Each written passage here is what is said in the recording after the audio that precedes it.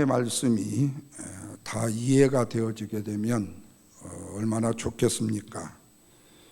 그런데 말씀을 읽고 말씀을 공부하다 보면 도저히 이해가 안 되는 부분들에 부딪히는 경우가 종종 있죠. 특별히 우리가 로마서 말씀을 공부하면서 우리가 생각했던 해석이 아닌 다른 해석들을 보면서 놀라는 경우들을 종종 느끼셨을 겁니다. 오늘 말씀도 그 말씀 중에 하나가 됩니다. 그러나 이 말씀 자체를 우리가 이해하기 위해서 먼저 우리 성경 요한일서 2장 말씀을 한번 펴도록 하십시다. 요한일서 2장 말씀입니다. 먼저 16절 말씀을 같이 한번 읽도록 하겠습니다. 같이 읽습니다. 이는 세상에 있는 모든 것이 육신의 정욕과 안목의 정욕과 이생의 자랑이니 다 아버지께로부터 온 것이 아니요 세상으로부터 온 것이라. 자, 이 말씀을 보면 우리가 조금 기분이 나빠지죠. 왜냐하면 이 세상의 모든 것들이 뭐라고 말하는 거죠? 육신의 정욕이요 안목의 정욕이요 이생의 자랑거리라고 이 말씀에 규정을 하기 때문에 그렇습니다. 우리들의 생각은 어떻습니까? 과연 세상에 있는 모든 것들이 다 육신의 정욕이고 안목의 정욕이고 이생의 자랑거리인가 하는 겁니다. 좀 말씀이 좀 심한 느낌을 받을 수가 있어요. 이 세상에는 우리가 봐도 아름다운 것도 있고 쓸만한 것도 있고 귀한 것도 있는데 왜 이렇게 부정적으로 다 이생의 자랑이요 안목의 정욕이요 육신의 정욕. 만약에 자식을 키우는 부모의 심정을 조금 이해한다면 이 말씀이 이렇게 무리하게 나갈 일도 없고, 자녀가 부모를 공경하는 부분에 대해서 사람과 사람의 관계에서 조금만 인정해 준다면은 다 이렇게 딱 잘라서 얘기할 수는 없지 않는가 하는 거죠. 그런데 문제는 바로 이런 생각과 이런 사고에서 우리가 멈추는 것이 아니라는 거예요. 이 말씀 속에 분명히 말하는 거니 이 세상의 모든 것들이 그랬어요. 이 세상 안에 있는 에브리띵 모든 것들이라고 말씀하니까 지구상에 있는 어떤 것도 육신의 정욕과 안목의 정욕과 이생의 자랑에 속하지 않는 것이 없다라는 말씀이 되는 거 아닙니까? 여기에 특별히 저와 여러분 예수 그리스도를 구주로 영접한 사람까지도 포함이 된다라는 얘기예요. 그런데 어떤 사람들은 이렇게 생각하는 거죠. 나는 예수를 믿으니까 이 세상에 속한 사람이 아니다. 나는 신앙생활을 잘하니까 이 세상에 속한 사람이 아니다. 뿐만 아니라 예수님의 보혈을 믿는데 내가 어떻게 이 세상 사람에 속하는 것이냐. 만약에 그렇다면 나는 결혼도 하지 말고 돈도 벌지 말고 자녀 양육도 하지 말고 어떻게 해야 되느냐 하는 거잖아요. 근데 우리는 아니잖아요. 직장도 다녀야 되고 공부도 해야 되고 시험도 쳐야 되고 커피도 종종 마셔야 되고 맛있는 과자도 은지는 사 먹어야 되고 또 예배도 드리고 기도도 하고 전도도 하고 성경도 읽고 모든 일이 누구로부터 나오냐? 이런 건 어디서 나오지요? 육신의 몸으로부터 나오잖아요. 그러니까 모든 일이 이 세상에 속해서 행하여지는 일이라는 거예요. 그렇다면 이 모든 일이 어디에 속하는가? 육신의 정욕에 속하잖아요. 아니면 보는 안목의 정욕에 속하고 아니면은 조금 괜찮다고 얘기를 하면 이생의 자랑이 되는 거예요. 그러니까 주님이 이렇게 말씀하셨다면 우리가 살아가는 삶의 모든 여정은 이 세 가지 중에 하나에는 다 포함이 된다고 말할 수 있다는 거예요. 그렇다면 주님의 말씀에서 벗어날 자가 있어요? 없어요? 없어요. 근데 어떤 사람은 자신 있게 말한다는 거예요. 나는 예수를 믿으니까 하나님의 말씀을 들으니까 내 안에는 육신의 정욕도 안목의 정욕도 이생의 자랑도 발을 붙일 수가 없다. 이 말을 다른 말로 말하면 뭐죠? 나는 죄인이 절대 아니다. 이렇게 말하는 거죠.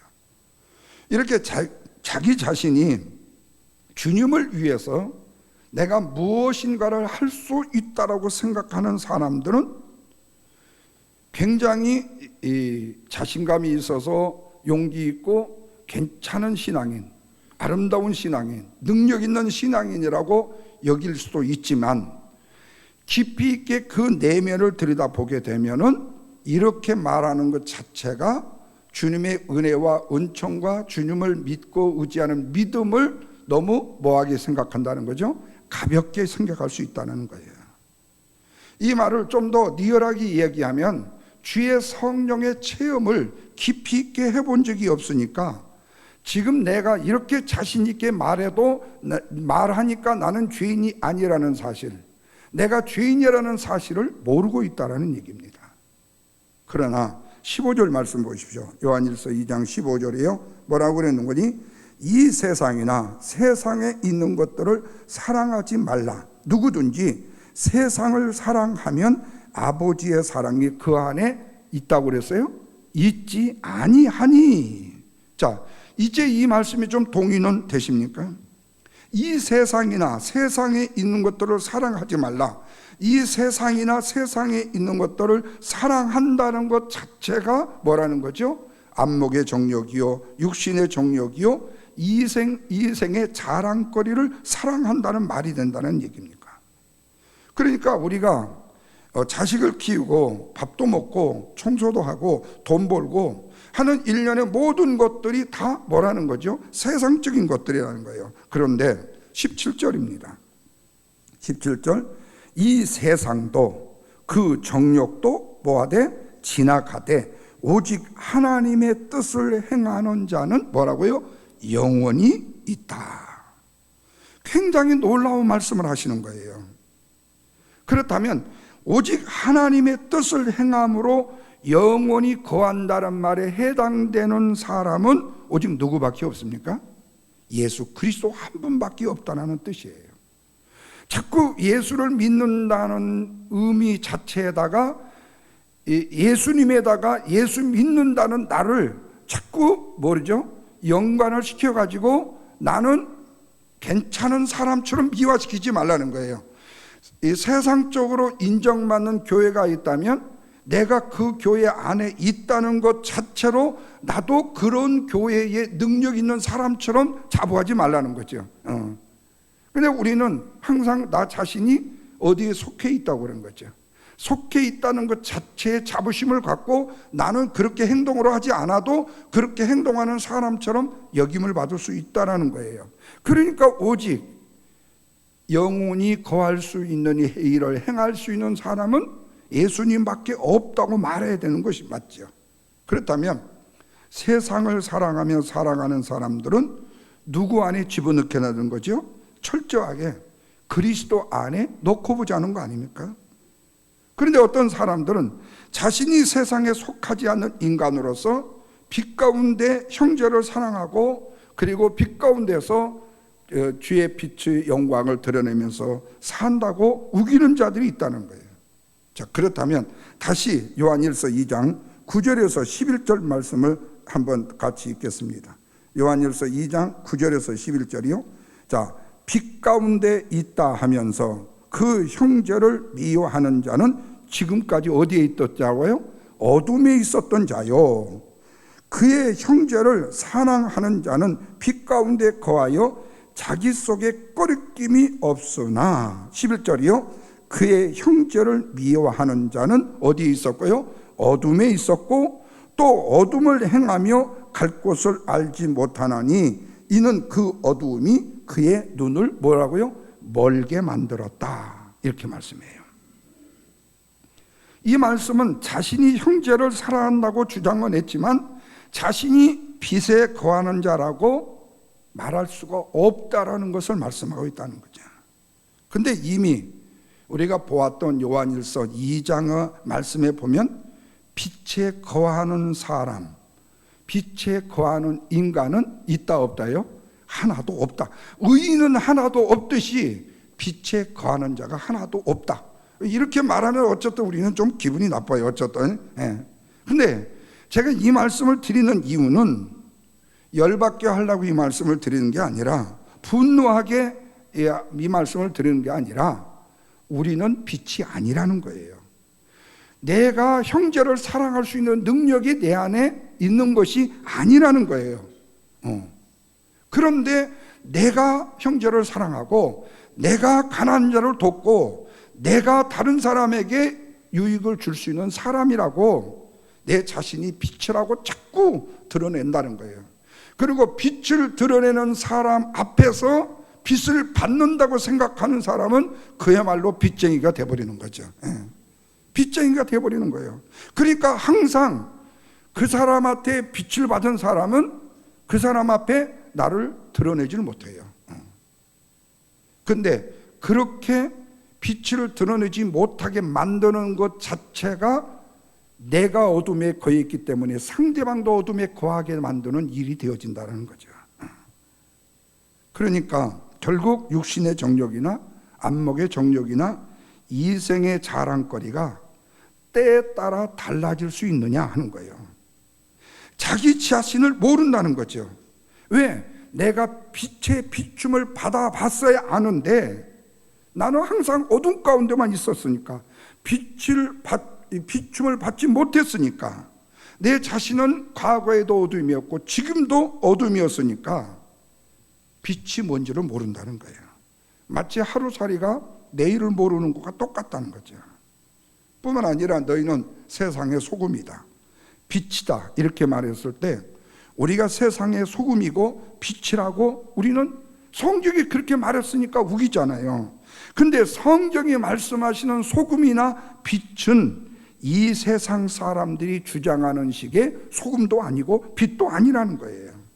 오히려 자신이 빛 앞에서 내가 어둠이라는 사실을 인정하는 소금이요 빛이 되고 만다는 거예요. 내가 자꾸 빛이요 소금이라고 우긴다면 말입니다. 자, 그렇다면 이제 본문으로 다시 한번 돌아가 보십시다. 왜 이렇게 장황하게 여기까지 얘기를 했는지. 14장 7절입니다 14장 7절이요 로마서 14장 7절이요 다 같이 우리 중에 누구든지 자기를 위하여 사는 자가 없고 자기를 위하여 죽는 자도 없도다. 자, 바울을 통해서 하시는 이 말씀은요, 성도들은 어느 누구도요 자기를 위해서 사는 자가 없고 자기를 위해서 죽는 자도 없답니다. 자, 이 말씀은 명령이 아니에요. 선언입니다. 이렇게 너희가 되어라고 성경에 명령하는 명령조가 아닙니다. 자기를 위해 사는 자도 없고 자기를 위해 죽는 자도 없다는 겁니다. 그러면 왜 이 말씀이 나오는가? 그것은 로마서 6장 4절에 그리스도의 것으로 부르심을 받은 자들은 어디 가운데 행하는 자이기 때문에 새 생명 가운데 행하는 자이기 때문에. 또한 요한복음 14장 1절 말씀에 믿음이 연약한 자를 너희가 봤되 그 믿음이 연약한 자의 의견을 뭐하지 말라고요? 북살하지 말라는 거예요. 비판하지 말라는 거예요. 말씀이 생명 가운데 행하는 자들이라면 이런 문제가 언제든지 발생할 수 있어야 되는데 실질적으로 온전하게 행하는 자 가운데에서는 일이 발생하지 않지만 보통 일반적으로 우리가 이런 말을 했을 때에는 문제가 발생하게 된다는 거죠. 그러나 새 생명 가운데 행하는 것이 아니었다면 주님께서는 바울을 통해서 이런 말씀을 하실 이유가 없다는 거죠. 그러니까 하나님의 말씀을 믿음으로 보지 않고 행위로 보게 되어지게 되면 우리는 이 말씀 속에 점점 어디로 빠지는 거예요? 저 블랙홀로 그냥 빠져들어가는 거죠. 이상하네. 자, 그래서 2절 보십시오. 14장 2절. 어떤 사람은 모든 것을 먹을 만한 믿음이 있고 믿음이 연약한 자는 채소만 먹느니라. 자, 이 이야기를 보면은 누구의 이야기를 지금 하고 있는 거죠? 구약의 다니엘과 세 친구의 이야기를 하고 있는 겁니다. 바벨론에 이들이 포로로 잡혀갔을 때 왕의 음식과 포도주와 자기를 더럽히지 않겠다고 얘기를 했죠. 그리고 채소와 물만 먹었죠. 바울이 다니엘을 알아요, 몰라요? 너무 잘 압니다. 이렇게 된다면 이 다니엘과 세 친구는 믿음이 강한 자가 돼요, 연약한 자가 돼요? 생각에 따라서 우리는 믿음이 없는 자가 돼요. 아니, 믿음이 있으면 그거 그냥 먹는 거지. 왜? 우리 로마서에 말씀했잖아요. 그냥 안 보는 데서는 믿음으로 뭐 제사한 거 먹어도 괜찮아. 근데 믿음이 약한 사람이 보는 데서 먹지 말라고 그랬단 말이에요. 그러면 이 말씀은 우리가 이렇게 해석하면 이렇게 되고 이렇게 해석하면 저렇게 돼버려요. 그러니까 만약에 더럽히니까 먹지 말아야 된다라고 생각하지 않고 나는 먹어도 믿음으로 가지니까 괜찮다고 한다면 안 먹었다는 다니엘이 이상한 사람이 되는 거죠. 그렇다면 우리의 생각에는요, 누가 더 믿음이 좋냐 그 말이에요. 당연히 모든 것을 그냥 거침없이 믿음으로 먹는 사람, 이걸 믿음 좋은 사람으로 생각하잖아요. 근데 성경은 이것을 뭐라고 그러죠? 믿음이라고 말하지 않는다는 거죠. 모든 식물은 주님이 주셨으니까 나는 아무것도 먹을 수 있다고 하는 것이 믿음이냐? 결코 믿음이 아니라는 거예요. 이유는 뭐예요? 먹는 자가 먹지 않는 자를 업신여기지 말고 먹지 않는 자는 먹는 자를 비판하지 말라. 그것은 하나님이 그것을 뭐 했다고요? 받으셨기 때문이다. 그러니까 모든 것을 먹는 자는 자신이 주님이 주셨으니까 먹는다고 하면서 먹지 못하는 자를 뭐 한다는 거죠? 업신여긴다는 거예요. 아이고, 너는 믿음이 없어 못 먹는구나, 이렇게요. 그러니까 우리 권사님이 소량밖에 못 잡수는데 음식을 원래 조금밖에 못 잡수는데 너무 어디 많은 체린 자리에서 조금밖에 못 먹으면은 뭐라고 그러는 거죠? 몸이 약해서 못 먹는다고 이렇게 얘기해 볼 수도 있듯이, 우리가 어떤 문제 자체에 대해서 내가 판단하고 내가 생각해 버리는 거죠.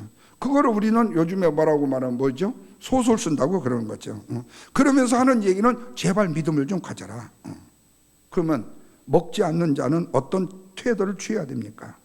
먹는 자를 또 비판하는 거예요. 어떻게 저런 제사 음식을 먹을 수 있냐는 거예요. 저 음식은 우상의 제사인 제물인데 비판한다는 거예요. 이렇게 말하면 이런 결론이 됩니다. 자, 잘 들어보십시오. 머리 좋은 사람들은 모든 음식을 먹더라도 못 먹는 자를 업신여기지 말고, 채소밖에 못 먹는 사람들은 모든 것을 먹는 자를 비판하고 살아서는 안 됩니다. 이렇게 우리가 결론을 내면 딱 맞는 것 같아요. 그런데 4절을 보십시오. 4절이요. 항상 반전이 있어요. 4절입니다. 다 같이 읽습니다. 남의 하인을 비판하는 너는 누구냐? 그가 서 있는 것이나 넘어지는 것이 자기 주인에게 있음에 그가 세움을 받으리니 이는 그를 세우시는 권능이 누구께 있다고요? 주님께 있다, 이렇게 말씀해요. 자, 세우고 넘어지는 것이 누구에게 있느냐? 주님께 있다. 그러면 모든 음식을 먹고 못 먹고는 누가 하셨다는 거예요? 한마디로 말하면 주님이 하셨다는 거예요. 근데 참 별걸 다 하시네, 주님이. 하실 일도 없이. 그런데 이것을 누가 감히 비판할 수 있느냐? 그렇다면 또 날에 대해서도 한번 보시죠. 5절입니다. 다 같이요. 어떤 사람이 이 날을 저 날보다 낮게 여기고 어떤 사람은 모든 날을 같게 여기나니 각각 자기 마음대로 행할지니라. 여기 날이라고 그러니까 칼날 얘기하는 게 아니에요. 칼날이 아니고 당시의 유대교의 영향으로 인해서 안식일이 아니면 월삭이라는 영향이 미쳤다라는 말씀으로 해석할 수 있어요.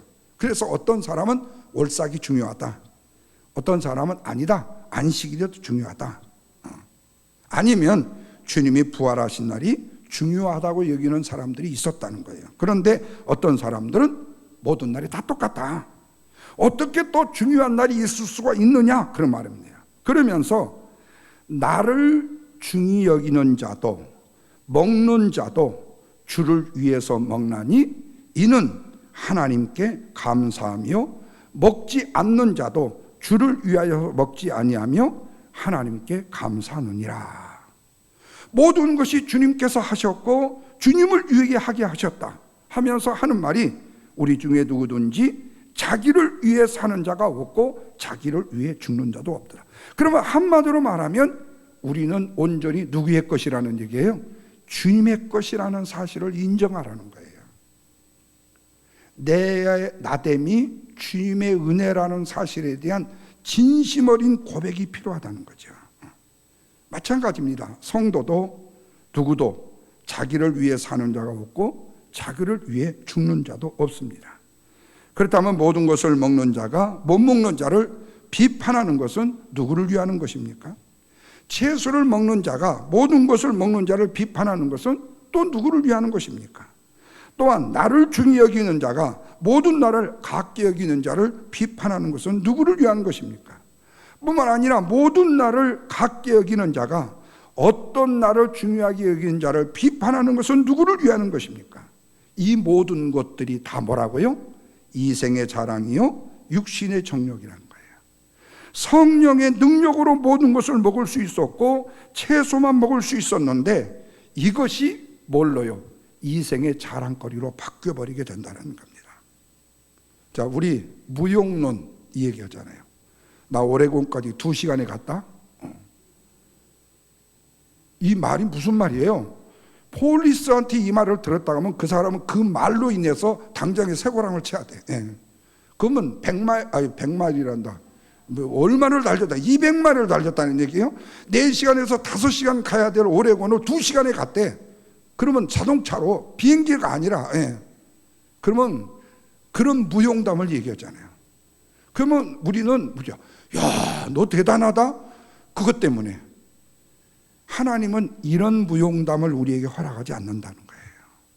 나의 나됨이 오직 주님의 은혜라는 사실에 대한 이생의 자랑, 육신의 안목의 정욕 이런 것들이 우리가 자랑할 바가 아니라는 거죠. 한마디로 말하면 나를 중히 여기는 것도 모든 나를 동일하게 여기는 것도 다 성령의 역사함으로 된 것인데 이것을 우리가 내 자신의 자랑거리로 바꾸치게 했다는 거예요. 그래서 타인과 함께 거함으로 말미암아서 교회라는 곳에서 성령의 은사조차도 사실은 죄로 드러날 수밖에 없는 것이 우리의 현주소라는 거죠. 그러나 주님께서는 우리들을 십자가에 뭘로 삼으셨다는 거예요? 그럼에도 불구하고 증인으로 삼으셨다는 겁니다. 우리를 완벽한 인간으로 만드시기 위해서 부르신 것이 아니라 예수를 믿는 자를 통해서 하나님의 불완전한 교회지만 교회를 만들어 놓으시고 교회를 통해서 누구를 위하여 일하게 하신다는 거예요? 머리 대신 주님을 위해서 일하게 하신다는 말씀입니다. 그래서 완벽한 인간들로 인해서 이상적인 하나님의 나라가 이루어져야 한다고 생각하는 것 자체가 우리는 교만이라는 거죠. 그런데 이런 이상적이고 완벽한 교회를 만들 수 있다라고 생각하는 생각은 성령께서 주시는 것일까요? 사탄이 주는 것이라는 거예요. 죄송하지만. 그러니까 우리는 그럴 만한 자격이 없다는 거예요.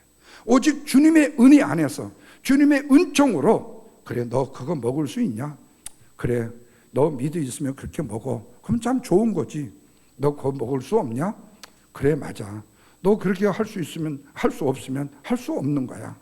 근데 이게 잘 인정이 안 된다는 거죠. 왜 나는 하는데 너는 못하냐? 나는 못하는데 왜 너는 하냐? 그러니까 시기가 지고 질투가 생기고 거기에 비난이 생기는 거죠.